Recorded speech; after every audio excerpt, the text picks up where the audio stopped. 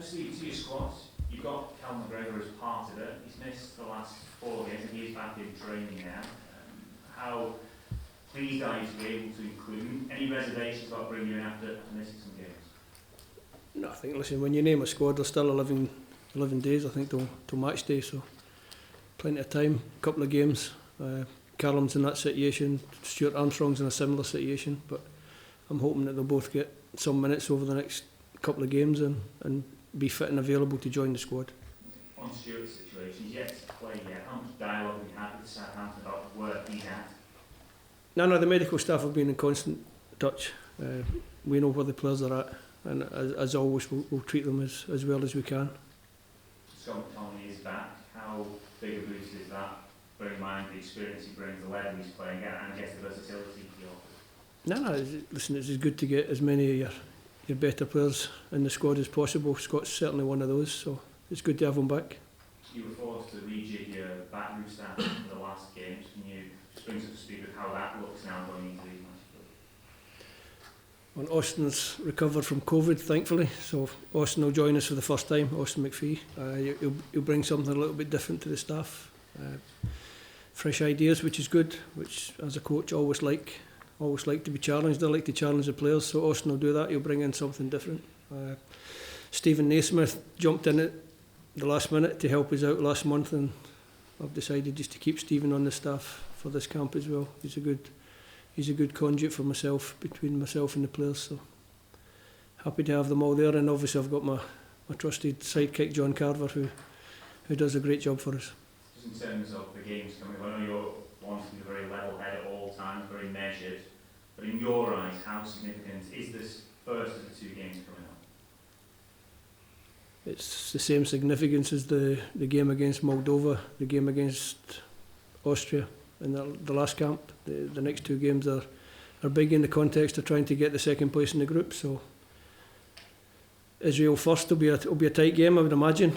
We've played them quite a lot recently. We know each other well, so hopefully a good game. Great to see the tickets have sold out for the game. Full house at Hampden will be my first experience of being head coach with a full house here, so I'm looking forward to that. Is that strange that you had to wait so long for that experience? I think the last few years have been pretty strange for everybody. Yeah, it's been a little bit different. Obviously we didn't quite manage to fill them out when the crowds were coming in when I first took over. I think the fact now that we're able to sell out a game tells you that the Scottish public certainly are engaging with this team, the squad of players. I said the last time that I love my players. I love what they do for the country. I love the way they approach the games. They try to be successful.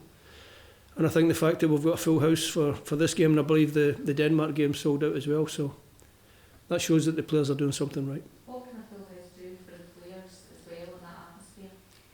And hopefully it will give them that little bit extra that gives us an even better performance than maybe we would have got without a crowd. How do you assess our chances of making the playoffs? I think we're in a good position. We've put ourselves in a good position, but there's no point in talking too much about what we can and can't do. We have to do it on the pitch. So let's see what the next 2 games bring. You've got good options up front. Lee Griffiths is back playing on a regular basis. Is he someone that was under consideration? Is he close? Now, at this moment in time, I'm happy with the forwards I've got in the squad. I've shown consistently over my time as head coach that I want to have a consistency to the squad. I want to have a familiarity around the group, and I'm happy with the squad that we had last month. I thought we did well. The forwards were good, and happy to run with the same again. Is there a confidence from yourself within this squad that you picked, looking at the last couple of Scotland games, and even from within their own clubs, that these are players that know how to rise to the big occasions, especially with the one coming up against Israel? I think if you look at the number of caps that we've got in the squad now, among the sort of core, the regulars, if you like, we're getting a lot more caps, a lot more experience at this level, and that can only stand us in good stead. Is it that core you think that is, pushing the rest to up their levels as well? If you keep a core, that sort of club feel around the squad, if you keep that core, then guys who may fluctuate come in and out? I think we've spent a couple of years trying to put together a squad that's competitive.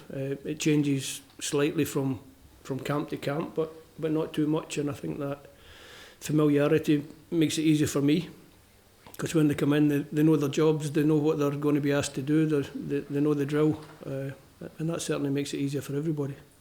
A word that we often use lightly or too casually about squads is character. But given what you've been through with COVID and injuries and disruption and getting the place you are in the group at the moment, is character the biggest single asset that you have in this squad? I think we've got a lot of skill as well, a lot of quality. We have good players in the squad.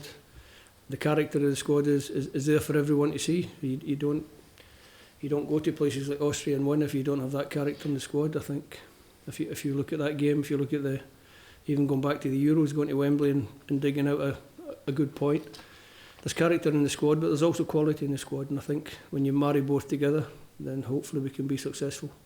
You said before that Israel is another cup final. Is the expectation that we approach every game like that in this campaign?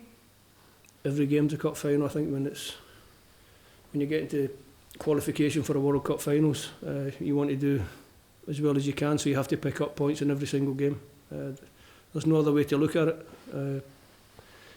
I think every game when you're playing for your country or you're managing your country should be treated like a cup final, because you always want to do well for your country.